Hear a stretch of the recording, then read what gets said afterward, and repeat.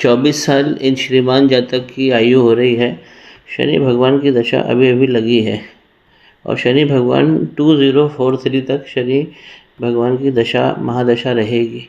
शनि बैठे कहाँ हैं? इनके 9वें भाव में बैठे हैं। शनि यहाँ पर कमज़ोर है, रेमेडी कर लेना चाहिए। 01 1 डिग्री पर बैठे हुए हैं, तो डिग्री बहुत कम है। जुपिटर के साथ बैठे हैं तो ऐसा व्यक्ति धर्म से भी जुड़ेगा और धर्म क्षेत्र में बहुत तरक्की करेगा और ऐसा व्यक्ति ज्ञान को भी पाएगा। जुपिटर जब 9th हाउस पे बैठे हैं, 8 डिग्री है, अच्छी डिग्री है, कंसिडरेबल डिग्री है। तो अगर जुपिटर 9th हाउस पे बैठते हैं तो ये सारी चीज़ें दुनिया में सुलभ करा देते हैं। व्यक्ति जब इस दुनिया को छोड़कर जाता है, ये सारी ख्वाहिशें वो पूरी करके जाता है। शनि और जुपिटर की जब जोड़ी बनती है तो ऐसा व्यक्ति धन को छुपा के भी रखता है। एक अपना इमरजेंसी, एक अपना प्राइवेट धन वो हमेशा अपने पास में रखता है।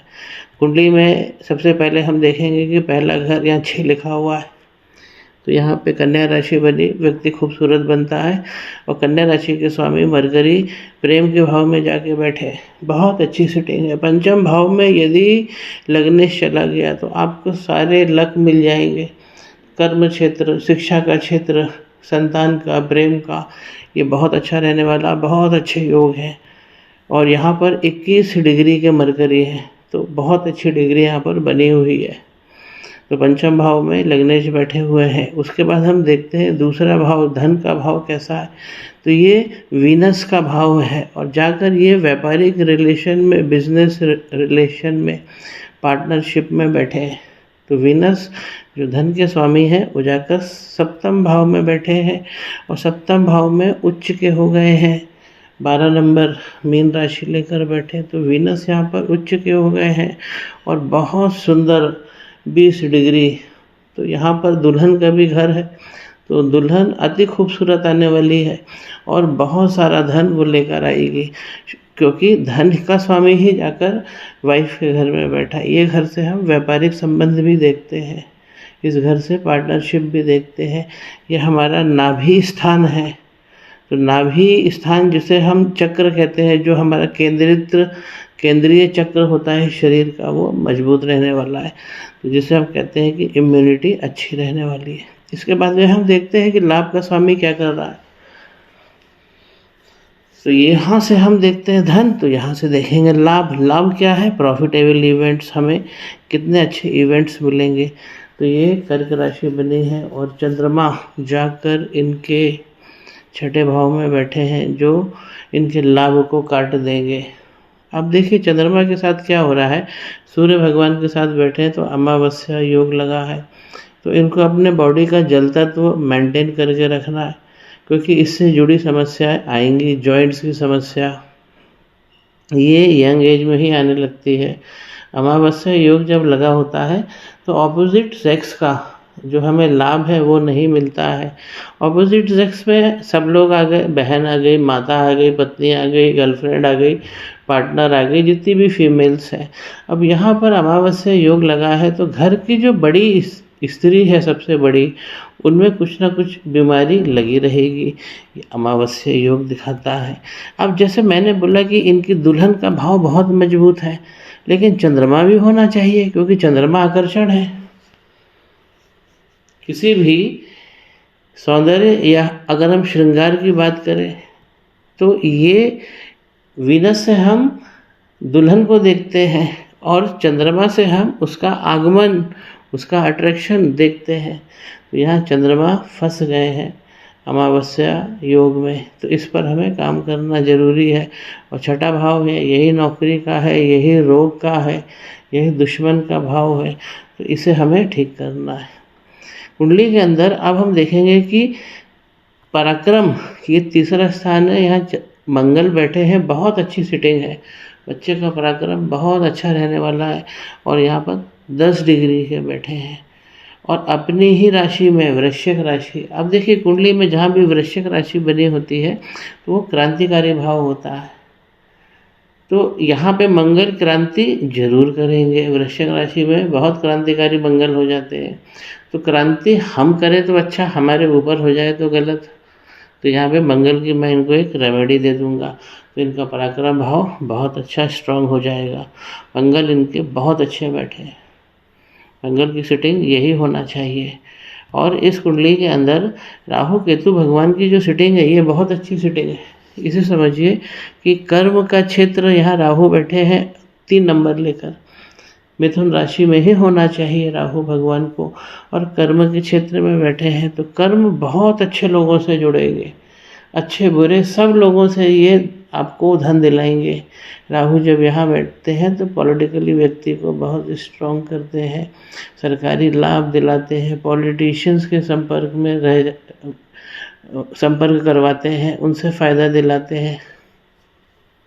ऐसा व्यक्ति ऊंचे स्थान पर रहता है, या तो पहाड़ी क्षेत्र में, या उसका बेडरूम ग्राउंड लेवल से हमेशा ऊंचा रहता है। राहु यहाँ व्यक्ति को रॉयल बना देते हैं। जब राहु अच्छे होंगे तो केतु स्वतः ही अच्छे हो जाएंगे। तो चौथे भाव में बैठे हैं तो यहाँ पे दुल्हन के आगमन में जो होता है प्रॉब्लम वो करेंगे। 9 नंबर लेकर बैठे हैं तो धनु राशि में केतु को होना चाहिए।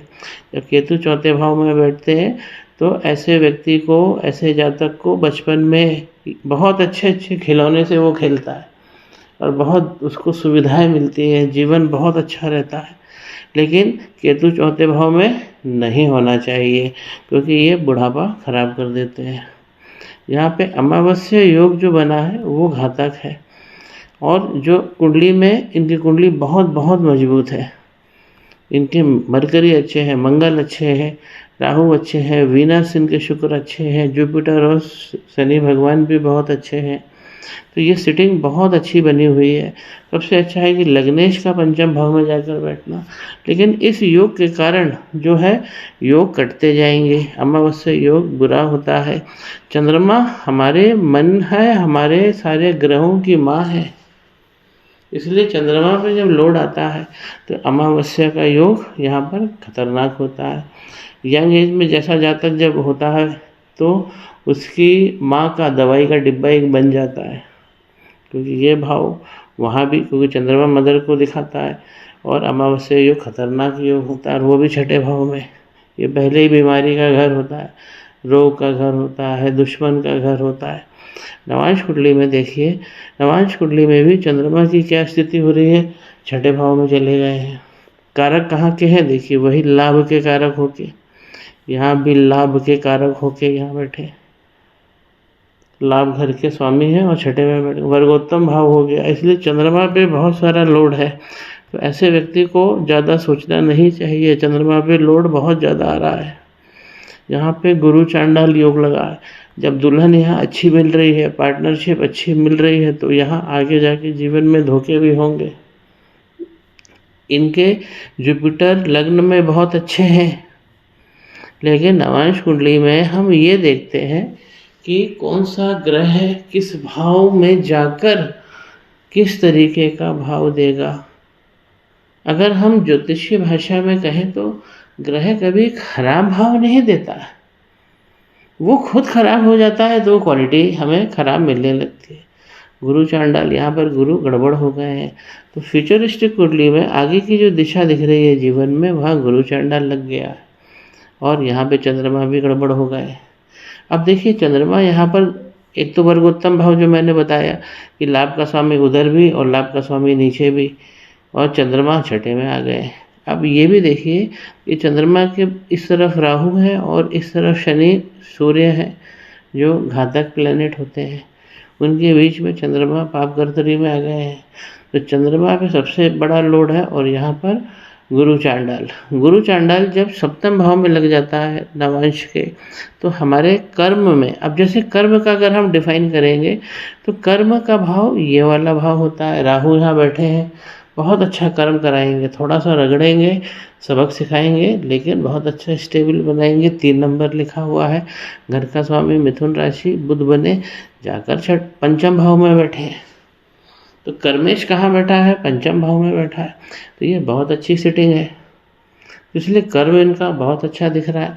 लेकिन आगे जाके लाइफ में जब हम देखेंगे तो घातक बहुत सारी चीज़ें जीवन में घटित होंगी। तो गुरु चांडाल लगा हुआ है, तो सप्तम भाव में यदि गुरु चांडाल लग जाए तो व्यक्ति का बिजनेस का जो इस्टेब्लिशमेंट है 48 की एज तक नहीं संभव होता। चंद्रमा यहाँ पर फिर पाप कर्तरी में आ गए हैं, तो इससे हमें चंद्रमा को निकालना है। मंगल यहाँ पे अच्छे हो गए हैं फिर से, और शनि और सूर्य की जो यहाँ पर युति बन रही है ये खतरनाक युति है। अब जैसे जैसे ऐसा जातक बड़ा होता है तो पिता के साथ उसके डिफरेंसेस होने लगते हैं, विचारों में होते हैं, मतभेद होते हैं बहुत सारे, तो विषय पे अलग अलग अप्रोच होने लगती है। सूर्य और शनि जब साथ में होते हैं तो हमें अपने जो ब्रेन की हेल्थ है वो अच्छी रखना चाहिए, क्योंकि ये ब्रेन को क्षति पहुंचाते हैं। तो एक यहाँ पर भी रेमेडी करनी है। वीनस यहाँ पर अच्छे बैठे हुए हैं, चंद्रमा यहाँ पर सबसे ज़्यादा वीक है, और सबसे अच्छे जो ग्रह हैं सबसे अच्छे तो वो है वीनस यहाँ पर उच्च के बैठे हैं। यहाँ पे राहु बहुत अच्छे बैठे हैं, मंगल बहुत अच्छे बैठे हैं, यहाँ बुध बहुत अच्छे बैठे हैं, यहाँ जुपिटर बहुत अच्छे बैठे हैं, शनि बहुत अच्छे बैठे हुए। तो कुंडली बहुत अच्छी है, बस थोड़ी सी जगह पर इनको रेमेडी चाहिए। एक गुरु चांडाल और एक अमावस्या योग, मंगल भगवान की एक रेमेडी इसके अतिरिक्त होगी।